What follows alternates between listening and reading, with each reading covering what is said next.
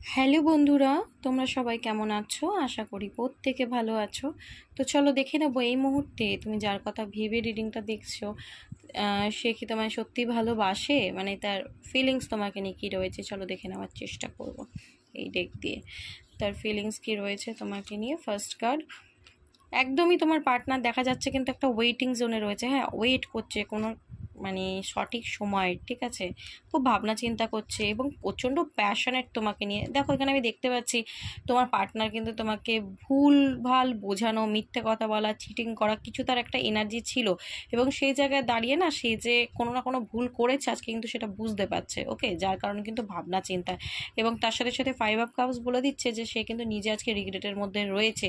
সে যে তোমার সাথে এইসব মানে তোমাকে এইসব মানে বোকা বানানোর যে ওর প্ল্যানিংটা ছিল না, যে একে যা বোঝাবো তাই বুঝাবে, ব্যাপারটা ওই জায়গা দিয়ে আজকে ও নিজের লেসন পাচ্ছে।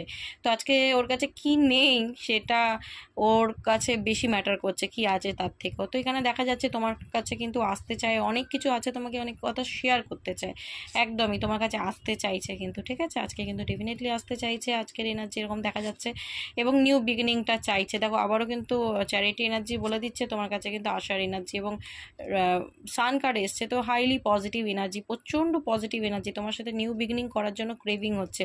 এবং নাইট অফ ভ্যান্স বলে দিচ্ছে কিন্তু মানে যখন তখন যখন আর থাকতে পারবে না একদম ফট করে তোমার কাছে চলে আসবে, একটা কল মেসেজ করে দেবে, কোনোভাবে যোগাযোগ করবে, ঠিক আছে। তো এনার্জিটা এরকম রয়েছে, তো খুব ভালো এনার্জি রয়েছে। এনার্জিটাকে ক্লেম করো, আর অবশ্যই ইউনিভার্সকে গ্র্যাটিটিউড প্রে করো। ওকে, চলো, থ্যাংক ইউ সো মাচ।